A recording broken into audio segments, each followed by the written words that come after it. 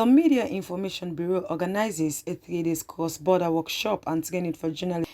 Mental Health Coalition Sierra Leone commences a day training for media practitioners on how to effectively report on mental health issues. Hassan Ali Basma has on Thursday, 15th October 2020, appeared before Magistrate Anna Boni of Court Number 1 to face charges of domestic abuse. Now let's join Marian Amaria Bangura for the news in details. Hello and welcome to Newswatch Online Television. I am Marian Amaria Bangura. Please do not forget to subscribe to our News and Current Affairs channel. The Media Information Bureau organizes a 3-day cross-border workshop and training for journalists in Sierra Leone and Liberia to discuss issues in mining reporting.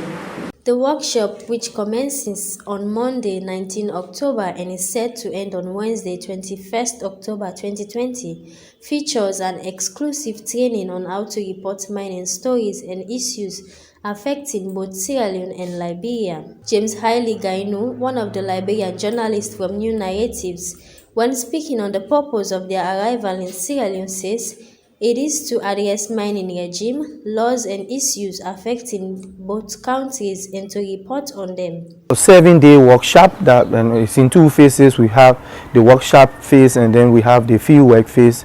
So we are discussing mining, mining regime, mining laws, mining practices, the issues affecting the mining sector, artisanal mining, As I've been working on mining stories for like 3 years now. Since 2017 or 18, and I find it very interesting because it's a very important sector, the artisanal, not the artisanal, but the mining sector in general, and because that's where a lot of wealth, even Liberia and Sierra Leone, a lot of the revenues that these countries generate come from the mining sector. So it's important to cover this sector, to ask important questions. Where does the money come from? How are communities that in the places where they extract these minerals, how do they fare? How do they have rights for the land? Are they getting the things that they're supposed to get? So you can't do all of that by sitting home. So you need to go on the field and you need to talk with the people. So is this the first? Yeah, I expect to know more people. I'm starting to know more journalists now, including you and your cameraman. I expect to interact with most Sierra Leonean journalists. Liberia and Sierra Leone share a lot of things in common, including the mining sector. So I would like to know more about these cross-border issues as time goes by. May Azago from the Front Page African News Narrative speaks on the illegal mining of both countries and the need for them to be monitored. So we did a cross-border story. The cross-border stories we did, we went into mining areas, mining sites, where we found Sierra Leoneans mining in Liberia. And the mining they are mining in Liberia, they are mining illegally without papers, and while they are in that process, some of them are dying. When they go there, because they run away from authorities, nobody knows where to find their parents. That's the story Emma Black and I did. We found out that some of these Sierra Leoneans hiding from authorities, they live in the bushes, and when they get sick, they die. Sometimes they don't know how to find their family members because they don't go to authority when they go to Liberia to say where they came from, whether they came from Kanama or Kalon. They don't say anything, so nobody know where to take their bodies. They sometimes are buried there, which is a cross-border story. It affects Liberia and Sierra Leone. So we came to Sierra Leone to see if we have similar case of Liberian working illegally in Sierra Leone mining. Because the experience we faced when we were in Liberia is that we had bad roads. To go to many of the mining sites, the roads are so terrible. The roads are bad. I don't think Sierra Leone will be any different. Okay, the roads are bad, hard to go places. That's one of the major challenges we faced when we were going. That's some of our experience. Emma and I fell from a bike. We fell. Literally, we fell because the road was bad. So these are experiences you won't forget. I expect to be able to talk to Liberians if they are working in the mines illegally here. Why are they here? What's the difference? Why are Sierra Leoneans running to Liberia and why are Liberians running to Sierra Leone? What's the problem? There should be something similar or there should be something different. So I want to know the factors, those factors. We talk to the Liberian authority, the mining authority. We have come here to talk to the Sierra Leone mining authority also. What are they doing about the people that are dying in Liberia? How are they supposed to be incorporated? Are they going to be incorporated with ECOWAS passport, visa, or how is it done country to country? Mana River paper or what? These people don't have papers, and when they don't have paper, they are illegal, and they are afraid to go to clinic because they will have to ask them for their names, and they don't want to give their names or their address, so they will stay in the bushes bitten by mosquitoes, and when they get sick, sometimes when they are even carrying them, rushing them to the hospital, they die on the way because the roads are so bad. So what is Sierra Leone doing about it? It's very pathetic to see your people die illegally in another country and they just dump and bury them somewhere where their family don't know where to locate their grave because they did not give the family history so that the Liberian Sierra Leoneans there will come and check to find out where the parents are to announce that their son have died. They go there to see greener pastures. Everybody go to look for money somewhere, but when you go, you have to put your names. They have Sierra Leonean governors in my country. The governors are complaining that they are there to govern the Sierra Leoneans that are there, but they run away from the governors because they don't want to write their names down. So how the governors say it's very hard for me. When I called my people to meeting, tell me where you are from, whether it's Kenema, whether it's Kalon, tell me. Mariana Maria Bangura, Newswatch Online Television. The acting minister at the Ministry of Agriculture and Forestry, Ambassador Dr. Abubakar Karim, says government has invested greatly in the agricultural sector. He said this in a meeting held at the ministry's conference hall in commemoration of World Food Day. The Food and Agriculture Organization of the United Nations designated 16 October as World Food Day in 1979. On this day, hundreds of events and outreach activities bring together government, businesses, non-government organizations, the media and the general public to promote awareness and actions for those who suffer from hunger and the need to ensure healthy diets for all. Because of the corona pandemic, this year's celebration was held at the Ministry of Agriculture and Forestry Conference Hall in the form of a meeting where the ministry and the Food and Agriculture Organization engages the press. Speaking on the global theme, Grow, Nourish, Sustain Together, Our Actions Are Our Future, the acting minister at the Ministry of Agriculture and Forestry, Ambassador Dr. Abubakar Karim, says the theme is in line with the National Agriculture Transformation Plan. Further that, the government has made huge investment in the sector to ensure that the country reaches its goal of food self-sufficiency. FAO representative, the international organizations present here, in welcoming you to this year's World Food Day celebration, which event in the midst of giant strides and achievement in our bid to attain food self-sufficiency, unfortunately falls short of the usual fanfare characteristics of World Food Day celebration. This is understandable because of the limitation that comes with the new normal, that is obviously the COVID-19 outbreak. What would otherwise have been a huge outdoor celebration is today largely confined to an outdoor activity within the premises of the Ministry of Agriculture and Forestry. As you may be aware, the World Food Day is an international day celebrated across the world every year on the 16th of October. In honor of the founding of the Food and Agriculture Organization since 1745. Since 1981, World Food Day have adopted a different theme each year to shine some light on key areas that requires urgent actions, leading to a common focus. The theme for this year's celebration is Growth, Nourish, Sustain Together. Our actions are our future.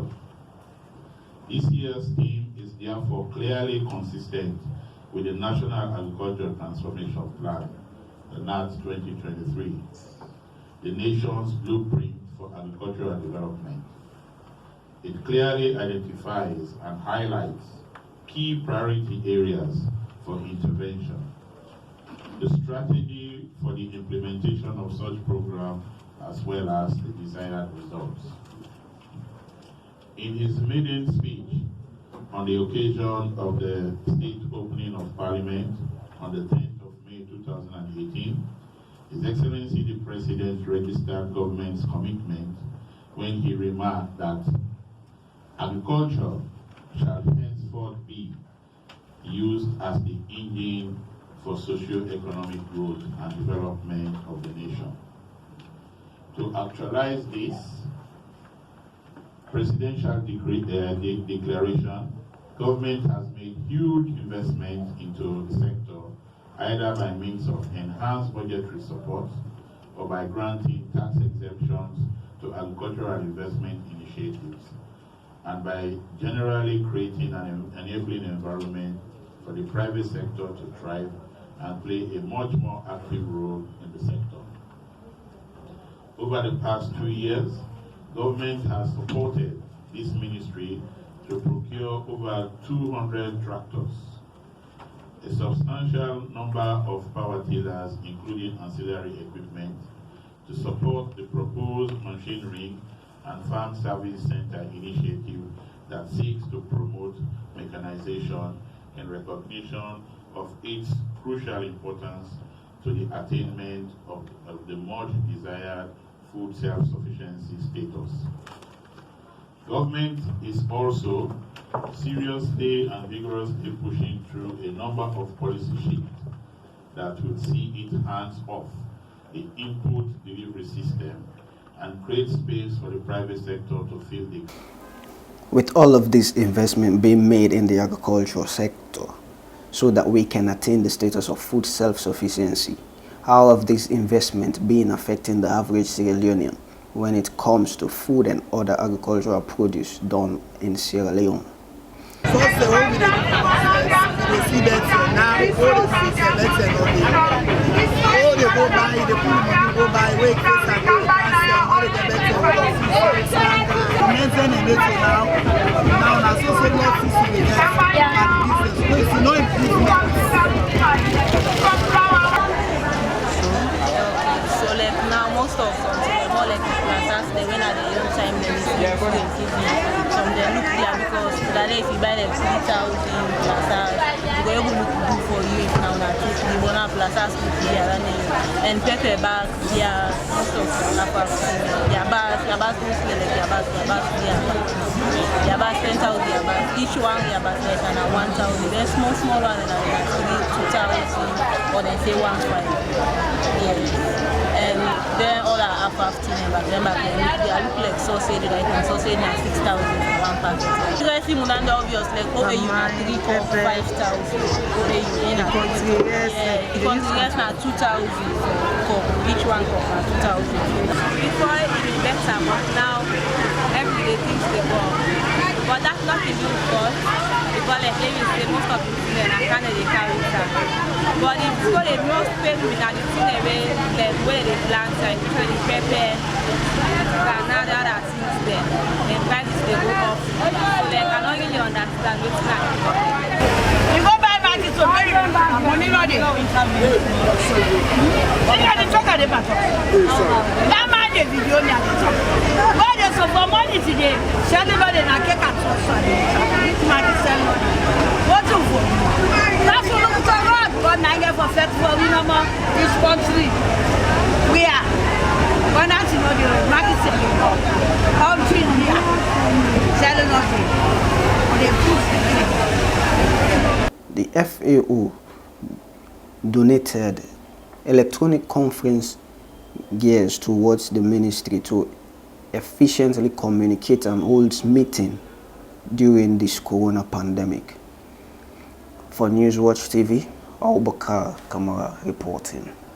Mental Health Coalition Sierra Leone commences a day training for media practitioners on how to effectively report on mental health issues and the need for appropriate language to be used. Mental Health Coalition Sierra Leone is an institution that has been working effectively to support and ensure that the minds of everyone function well in the country and to prevent the problems that will lead to mental illnesses. On Thursday, 15th October 2020, the coalition commences a training for media practitioners on how to effectively report on mental health issues and the need for appropriate language to be used.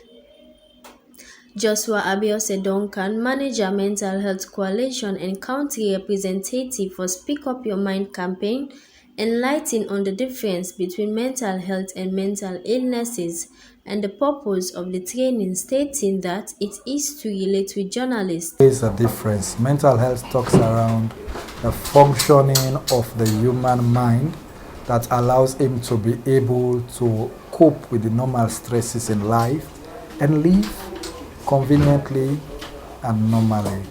With regards to illness, these are behavior, thoughts, and action that hinders effective functioning of the individual and does not allow that individual to be able to overcome the stresses and the challenges associated with life's events. Particularly to relate with journalists and help all of us to learn around issues bordering mental health, bordering mental illnesses, and to be able to report on these huge dynamics that is existing in our society, especially during such time when a lot of people are being taken aback with the COVID and all of its corresponding challenges.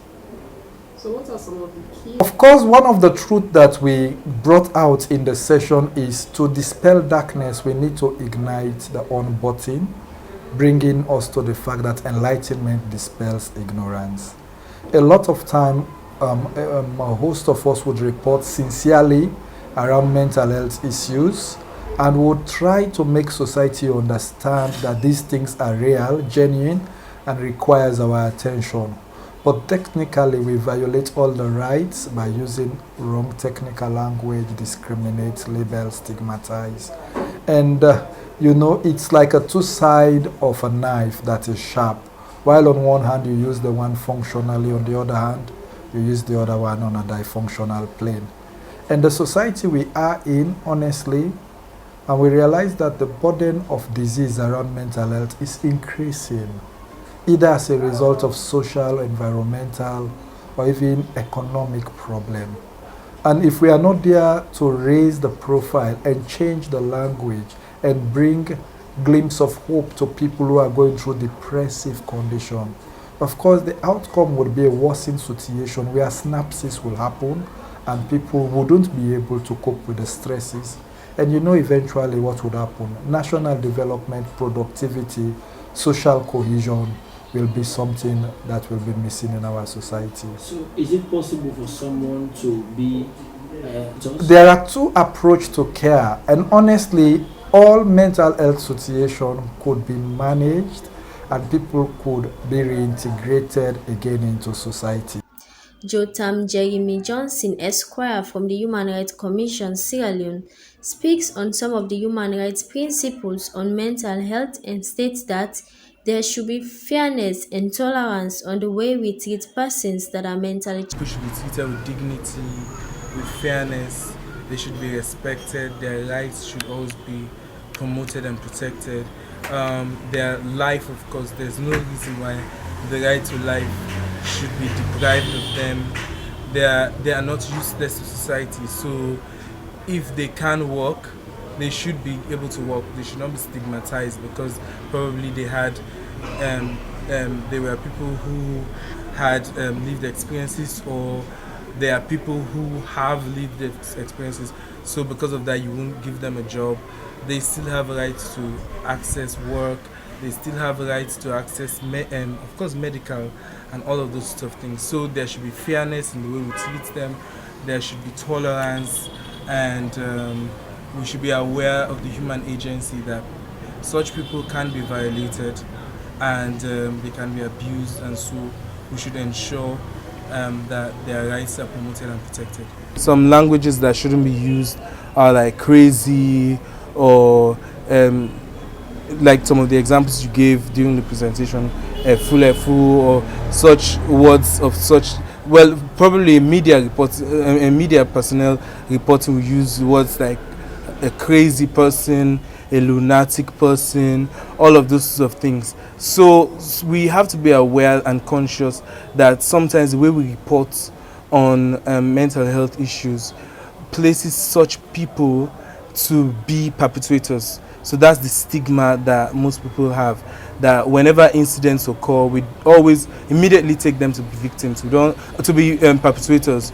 We don't cause our mind to look at the fact that probably they are victims, they are agitated, they are provoked, So in reporting, we have to be very mindful to human rights friendly terminology, to respect and the dignity of such persons. Yes, it is wrong in society, and it is an abuse, It's a human rights abuse to provoke someone and say very hurtful things about them, because it goes against their dignity, it goes against their person, it goes against the respect that they have. Because they are humans, they have inherent rights, they have rights that they have just because they are humans. So we always have to be conscious of that in how we speak to people, in how we term people with living with mental illness, because you might say some things to someone. You might even tell somebody in a joking form that you are crazy. You never know the stage of mental illness they are. Probably that person suffering from depression and anxiety. Just saying that word, you don't know what the person is dealing with inside, could cause a lot of hurt and damage to that particular person. So we have to be very conscious, like I keep saying. About mental health, you never know who could be next. There's such a thin line between Marian Amaria Bangura, Newswatch Online Television. Let's go for a quick break. We'll be right back. Are you looking for a place where you will have fresh poultry eggs? Well, your worries are over. Reef Poultry Eggs is here to satisfy you. Visit us at 28 Charlotte Street, Freetown, or call 079-368959. We do wholesale, retail and home delivery service. Reef Poultry Eggs, your place to be. Where do you go every time I touch you? Welcome back. You're still watching Newswatch Online TV News with me, Marian Amaria Bangura. Hussein Ali Basma has on Thursday, 15th October, appeared before Magistrate Anna Boni of Court Number 1 to face charges of domestic violence. On Thursday, October 15th, Hussein Ali Basma, a Lebanese man working for King's Production, appeared before Magistrate Anna Boni of Court Number 1 on 4 counts of domestic violence contrary to Section 2, Subsection 1 of the Domestic Violence Act of 2007. The accused is faced with charges ranging from economically abusing his wife, Nancy Basma, to intimidating and physically abusing his wife. Hussein Ali Basma pleaded not guilty to all charges read To him, Inspector I.G. Fofana and ASP Ibrahim Sheikh are the prosecutors in this matter. Speaking to the court, they asked for a date so that they can consult with their witness for their witness to take the witness stand. Magistrate Buni granted 50 million leons bail and 2 sorties after Defense Counsel M.M. Bitta's application applied for bail. Magistrate Buni also ordered the accused to submit his traveling documents to the court and most responsible for the 3 children until the matter is determined. The case was adjourned to October 27th. Newswatch TV, Abubakar Kamara. Well, that's all we have in today's episode of Newswatch Online TV News. Please do not forget to subscribe to our News and Current Affairs channel and follow us on our Facebook, Twitter, and Instagram accounts, Newswatch Online TV SL. Thanks for watching, viewers. Till next episode, I've been your presenter, Mayan Amaria Bangura.